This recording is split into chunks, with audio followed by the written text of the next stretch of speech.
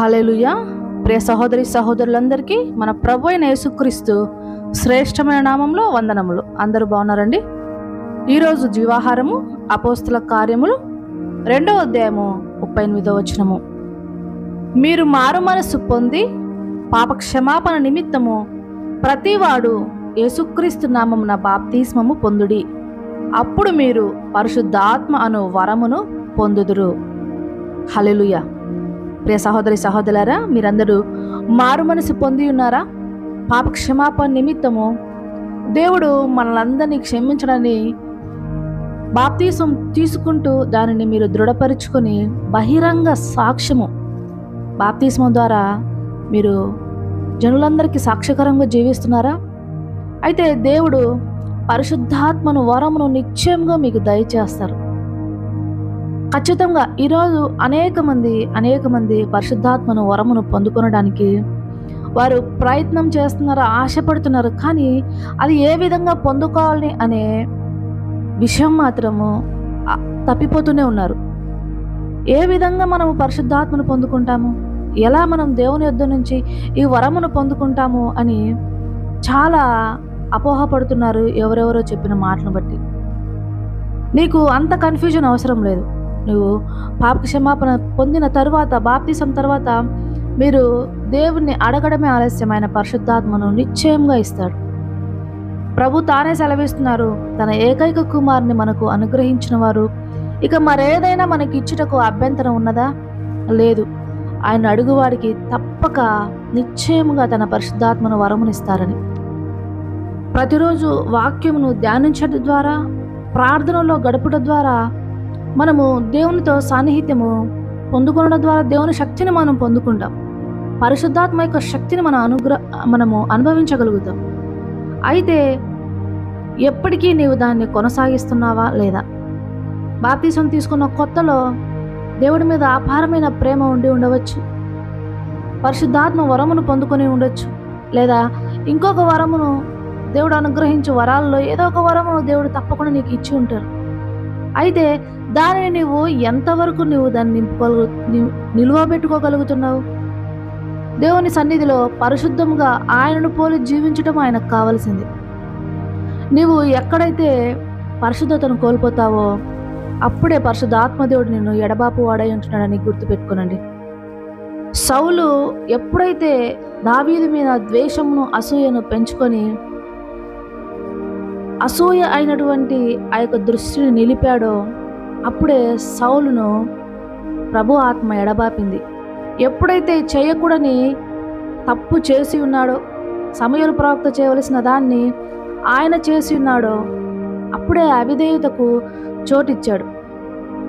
ఆజ్ఞ అతిక్రమమే పాపమని ప్రభు మొట్టమొదట మనకు సెలవిచ్చినారు. ఎక్కడ? ఏదోను తోటలో ఆదాము అవ్వలకు. ప్రభు మరి ఒక మాట అంటున్నారు, బలులు అర్పించుట కంటే ఆజ్ఞను పాటించుటే నాకు ఇష్టమైనదని. ఆయన ఆజ్ఞ మనము శిరసా వహించాలి. నేను పరిశుద్ధుని కనుక మీరును పరిశుద్ధులై ఉండండి సెలవిచ్చినాడు. అందుకే మనం ఈ లోకంలో పరిశుద్ధంగా జీవించినప్పుడు పరిశుద్ధాత్మ ఎప్పుడు నీతోనే ఉంటారు. నీకు మంచేది చెడేదని నన్ను లీడ్ చేస్తారు. ప్రతి విషయంలో నీవు ఏదైనా పాపం తప్పులో పడిపోతున్నట్లయితే ప్రతి విషయంలో ఆయన మనల్ని హెచ్చరిస్తారు. కనుక పరిశుద్ధాత్మను వరమును పొందుకొనడం ఎంత ముఖ్యమో నిలవబెట్టుకోవడం కూడా అంతే ముఖ్యమని దేవుని వాక్యం ఈరోజు మీతో మాట్లాడుతూ ఉంది. గలతీయులకు 5వ అధ్యాయము 19వ వచనంలో ఉన్నటువంటి ఆత్మ ఫలములను కూడా మనం పొందుకోవాలని ప్రభువు వారు మనకు సెలవిచ్చి ఉన్నారు. ఏదో నీకు అవసరం వచ్చినప్పుడు మాత్రమే ప్రార్థిస్తూ నీ అవసరాలు తీర్చడం కోసం మాత్రమే దేవుణ్ణి మేము ఉపయోగించుకుంటాము, మిగతా అప్పుడంతా మా ఇష్టానుసారంగా మేము బ్రతుకుతాము, లేదా మా కళ్ళకు కనిపించేటువంటి ఓ మంచి సినిమా హీరోయిన్ను మేము ఫాలో అవుతూ ఉంటాము, అటువంటి ఫ్యాషన్లకు మేము విలువిస్తాము, వారిని మేము ఆరాధిస్తాము మనసులో అని అనుకుంటూ అవసరానికి మాత్రమే, పేరుకు మాత్రమే క్రైస్తవులుగా అని పిలువబడే యవ్వన సహోదరులు ఎంతమంది లేరు? ఇటువంటి క్రియలన్నీ చేయడానికి దేవుడు అనుమతించేవాడు కాదు. మన దేవుడు పరిశుద్ధమైన వాడు. నీ యొక్క శరీరము ఆయన ఆలయం అని సెలవిస్తున్నాడు. కనుక నీ ప్రాణాత్మ శరీరంతో నువ్వు దేవుణ్ణి మహిమపరచాలి.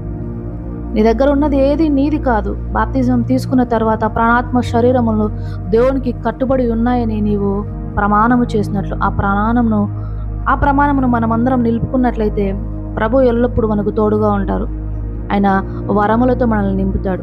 కనుక మీరు దేవుడికి ఏ విషయంలోనే తప్పిపోయి ఉంటే దయచేసి మరలా రిపెంట్ అవ్వండి దేవుని సన్నిధిలో. మన క్రైస్తవ జీవితం ఒక రోజుతో ముగిసిపోయేది కాదు. బ్రతికినంత కాలము ప్రతిదినము వాక్యముతో ఉదక స్నానం చేసుకోవలసినది. కనుక ఏ విషయంలోనూ వెనకడుగు వేయమాకండి. దేవుని విషయంలో అస్సలు కాంప్రమైజ్ అవ్వమాకండి. మీరు మరలా దేవుని పాద సన్నిధిలోకి వచ్చి ఆయన సన్నిధిన మీరు చేసినటువంటి పొరపాటున తప్పులను క్షమాపణ కోరుకొని మరలా పరిశుద్ధాత్మతో నడిపింపబడాలని దేవుడు మీ అందరి హృదయాల వాక్యమును స్థిరపరచాలని ప్రభునామములో మిమ్మల్ని అందరినీ దేవుని చేతులకు సమర్పిస్తున్నాను. కళ్ళు మూసుకొని ప్రార్థనలో ఏకీభవించండి. ప్రార్థన. స్తుతి స్తుతి స్తుతి స్తోత్రము నిత్యుడగు దేవా, పరలోకపు తండ్రి, మమ్మల్ని అందరినీ ప్రేమించుచున్నవాడా, మా కొరకు ప్రాణం పెట్టి మరణమును జయించి మరణపు ముళ్ళను విడిచి పునరుద్ధారుడైన తండ్రి, మీకు వందనాలు స్తుతులు స్తోత్రములయ్యా. ఎవరెవరైతే ప్రభా ఈ వేక్కున నీ సన్నిధిలో ప్రభా తమ కోల్పోయిన స్థితిని మరలా పొందుకోవాలని ఆశతో మోకరించి ఉన్నారు, అటువంటి బిడ్డలందరినీ ప్రభా యేసయ్య దయచేసి కనికరించండి ప్రభా. వారి యొక్క పశ్చాత్తాపమును అంగీకరించి ప్రభా, ఇదిగో మా పాపములు ఈ ఎర్రనివి కెంపు వలె ఎర్రనిగా ఉన్నప్పటికీ ప్రభువా వాటిని మీరు కడిగి హిమము కంటే తెల్లగా ఉన్నట్లుగా చేయి గొప్ప నామము గల తండ్రివి నాయన. నీకు అసాధ్యమైనది లేదు కదా తండ్రి. క్షమాపణ అడిగిన వెంటనే ప్రభు కరుణించి వాడవు తండ్రి. వారు కోల్పోయిన స్థితిని మునుపటి కంటే అధికమైన స్థితిని మహిమ నుండి అధిక మహిమలోనికి వారు నడిపించండి. నీ యొక్క వరములతో ఫలములతో నింపండి ప్రభు. వారి జీవితంలో కోల్పోయినవన్నీ తిరిగి సమకూర్చబడలాగా దీవించండి. అనారోగ్యంలో ఉన్నారా, ఆరోగ్యంతో దీవించండి. మూయబడిన గర్భంతో ఉన్నాడా ప్రభువా, వారి కావుగిట ప్రభు అనేక మంది బిడ్డలుండటకు సహాయం చేయండి ప్రభువా. వృద్ధాప్యమందు శారను కరుణించిన దేవుడు నాయన, మీకు అసాధ్యమైనది లేదు తండ్రి. పరమ వైద్యుడే వారి అక్కరతలని తీర్చండి. అప్పుల్లో ఉన్నారా, ఆశీర్వాదములు ప్రకటిస్తున్నాను ప్రభు, విడుదలను దయచేయండి.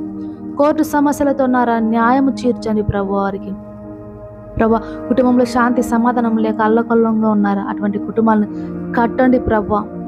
అయా మంత్రశక్తుల చేత పీడింపబడుచున్న వారు ఉన్నారా, అనారోగ్యంతో బాధపడుచున్న వారు ఉన్నారా ప్రభు, అటువంటి బిడ్డలను సహాయం చేయండి ప్రభు. వారు ఎక్కడెక్కడ తిరుగుతున్నా తిరిగి వారిని గృహములకు చేర్చండి. క్యాన్సర్లతో బాధపడుచున్న వారు ఉన్నారు ప్రభు, మీ యొక్క తండ్రి హస్తముతో వారిని ముట్టండి, స్వస్థపరచండి. విశ్వాసము ద్వారా బ్రతుకుటకు సహాయం చేయండి ప్రభువా. ఆ దేశంలో రాష్ట్రంలో దీవించండి. ఆ దేశానికి కావాల్సినటువంటి ప్రపంచానికి కావాల్సిన మంచి వర్షము దయచండి. రైతులను దీవించండి, వారి పంటలను దీవించండి. చిన్న బిడ్డలందరూ మరలా స్కూల్కి వెళ్ళటకు సిద్ధపడుచున్నారు ప్రభు. రాకపోకలు తోడుగాండి, మంచి చదువులతో జ్ఞానముతో నింపండి. జ్ఞానమునకు సర్వ సంపదలకు గుప్తనిదే నీ యందే ప్రభు. బిడ్డలందరినీ బలపరుస్తున్నాను ప్రభు. మా ప్రార్థనలన్నీ విని ఆలకించి వాటన్నిటిని దయచేసిన నీకు వందనాలు చెల్లిస్తూ త్వరలో రాబోచున్న నా యేసు నామములో అడిగి వేడుకుంటున్నాను పరమ తండ్రి. Amen, amen, amen. God bless you all.